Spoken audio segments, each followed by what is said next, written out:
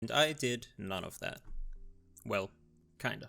I've been racking my brain for what feels like weeks now, trying to figure out why I keep coming back to TFT. Since the launch of Set 3, Galaxies, I've found myself having these periods of just spam queuing the game and absolutely loving it. What really gets me is that I'm straight up not into these games where you have to, think, or that you have a lot of downtime in. I've got the attention span of a squirrel, yet I am completely content watching my army of league characters fight for me as I sit there staring at them. For a bit of context, TFT spawned from the AutoChess mod for Dota 2, which is the sequel to the first Defense of the Ancients, which is a Warcraft 3 mod. Yeah. The game pits you in a free-for-all with 7 other players, where you buy and merge units to build an army, combine synergies and craft items to power those units up, and then pit your forces head-to-head against your foes. Win a battle, you're safe. Get a cheeky 1 gold bonus and get a win towards a win streak. Lose, and you lose health scaling by how severe the loss was, and also how late in the game you are. Your health reaches 0, and you're out. Simple. To boil it down to its core, the fantastical team battles aren't really the gameplay of TFT. They're the payoff that you get from actually playing the game, and oh boy is it a satisfying payoff. Like any boardroom meeting, it's all about synergy. By combining units with the same traits, you can give said units some strong passive characteristics and abilities. The synergies between your units lead to some really fun gameplay options. Each of these at an individual level not only provide a unique buff to your units based on that trait, but then you can stack more of the same units to increase the potency of the various buffs that you have. Do you stack one trait to get higher bonuses and create some real beefy boys, or do you mix and match a little around to exploit your opponent's weaknesses? As well as the great number of options available to you, a lot of the synergies are really fun to pull off. Even ones I consider more standard, like Mage, allow your units to cast spells twice with increased damage, allowing a glass cannon like Aurelion Sol, for example, to well do that. It's a tad overkill, but what can I say, it gets me going.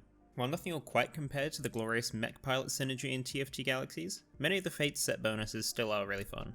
The Chosen mechanic as well is an interesting addition to the game, allowing you to put a bonus unit towards one of these traits, and providing a creative way to let players either diversify more than usual, or go completely all in on stacking one trait. It's a fun way to mix up the game for a time, but I don't think I'll miss it when it's gone.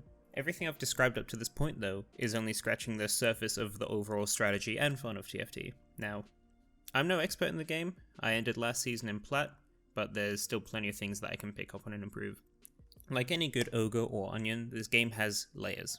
Not all units are made equal, as well as certain synergies like Mage, Cultist, or Warlord being the ones that you'll want to focus building your lineup around. Certain units within these are much stronger than others. It's important to recognize what the right items are and what carries to put them on if you want to win the game. This includes only upgrading units to 3-star if they're units that'll get a massive power spike, as it's a huge gold investment otherwise. In addition to just thinking about the units that you've got to buy, you really have to consider countering the stronger opponents in the game's lineups, crafting the right items for how you think the game's actually going to play out, considering what units to focus on given that each of them are in a limited pool of finite champions to pick from, your gold interest, when the perfect time to level up is, and literally deciding if you want to win or lose your next round, as that's going to affect not only your gold gain, but also the picking order for the item roulettes. It is literally a strategy in this game to lose. It's all this hidden depth that you discover as you play that masks the slight RNG aspect of the game super well, and it's varied enough to keep me nice and addicted. When you perform well in a match, you know it's a resulting payoff of all the conscious decisions you've made taking all of these factors into an account, building into this great crescendo. Needless to say, with all these mechanics going on, success is all about thinking on your feet. There was a great message from a Dota player recently that was interviewing in the current pro circuit, that's along the lines of them saying that they don't really think about how a certain hero or an item build is necessarily strong or weak, it's just that they fill the role that they need, and that applies pretty closely to TFT as well.